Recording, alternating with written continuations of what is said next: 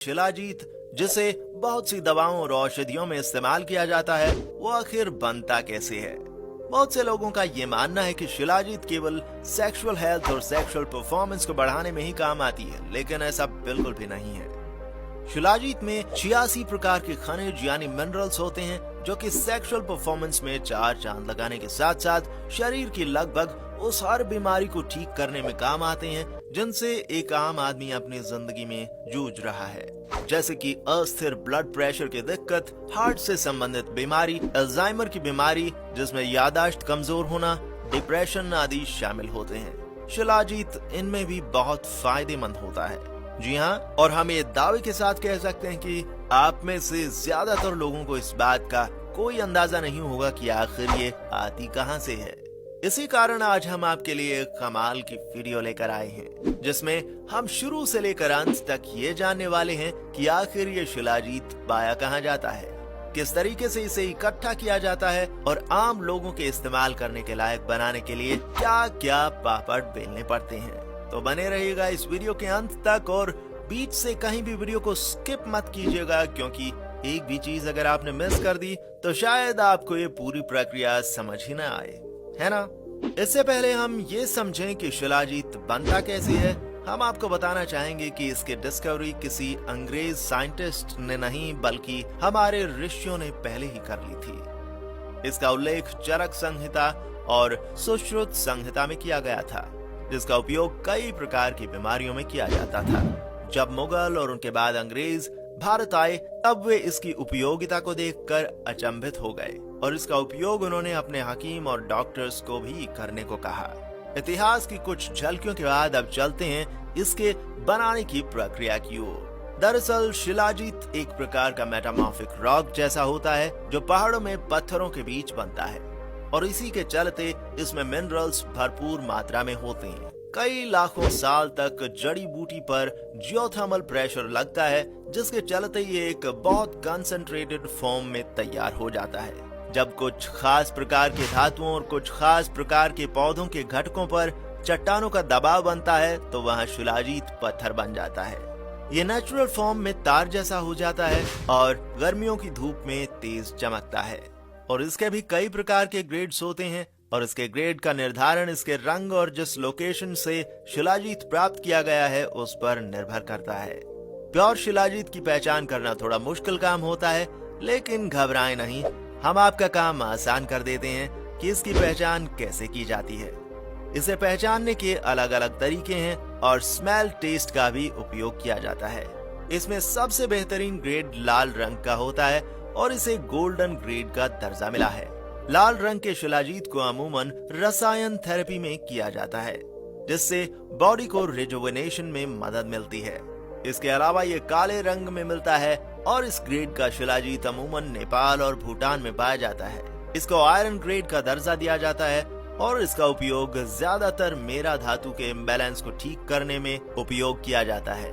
इसके अलावा वसा को भी कंट्रोल करने के लिए उपयोग होता है। इसके अलावा एक सिल्वर ग्रेड भी आता है जो कि ग्रे कलर के पत्थर के रूप में पाया जाता है, और इसका उपयोग माजा धातु के इम्बैलेंसेस को बैलेंस करने के लिए किया जाता है।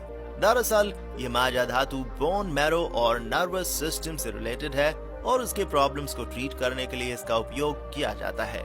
शिलाजीत इसके अलावा ब्राउन रंग के पत्थर के रूप में भी पाया जाता है और इसके रंग अनुसार इसको कॉपर ग्रेड में रखा गया है, और इस ग्रेड के शिलाजीत को लिवर की समस्याओं के समाधान के उपयोग में लाया जाता है।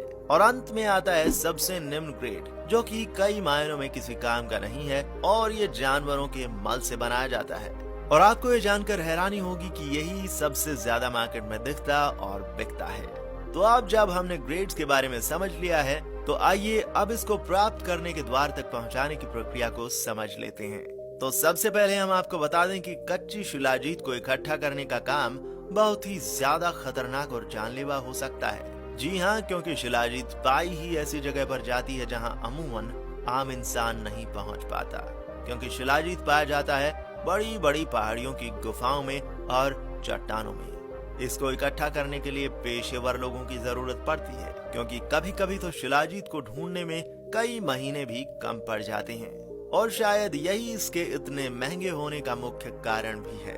कारीगर पहाड़ी की किसी एक चोटी पर एक मजबूत रस्सी को बांध देते हैं और फिर उस पर लटक लटक कर ये चट्टानों के बीच गुफा में शिलाजीत की तलाश करते हैं। और जब इन्हें ऐसा लगता है कि किसी गुफा में शिलाजीत है, तो उन सभी में से एक कारीगर एक दूरबीन का इस्तेमाल करता है उस गुफा के भीतर गहराई से देखने के लिए। शिलाजीत दिखाई देते ही वे सब उस गुफा में उतरते हैं और ज्यादा से ज्यादा शिलाजीत इकट्ठी करके बोरियों में भर लेते हैं। इकट्ठा करने के बाद बारी आती है असली शिलाजीत की पहचान करने की। कहीं ऐसा तो नहीं कि बोरे में जो भर ले आए हैं सारा सिर्फ मात्र पत्थर है। इसकी पहचान करने का पहला तरीका ये है कि अगर आप इसको फ्रिज में रखेंगे तो पत्थर की तरह हार्ड हो जाएगा और हथौड़ी मारने पर चकनाचूर हो जाएगा, और अगर हल्का सा गर्म करेंगे तो तारकोल की तरह नरम हो जाता है, और अगर इसको गर्म पानी में डालेंगे तो पानी का कलर गोल्डन या लाल हो जाएगा, और अगर शिलाजीत नकली है तो पानी का कलर चेंज नहीं होगा, और अगर इसको आग में जला जाए तो जलेगा नहीं बल्कि थोड़ा बहुत उबलने जैसे बबल बन सकते हैं। पहचान करने के बाद अब बारी आती है इसको फैक्ट्री में प्रोसेस करके इसको पाउडर या कैप्सूल बनाने की।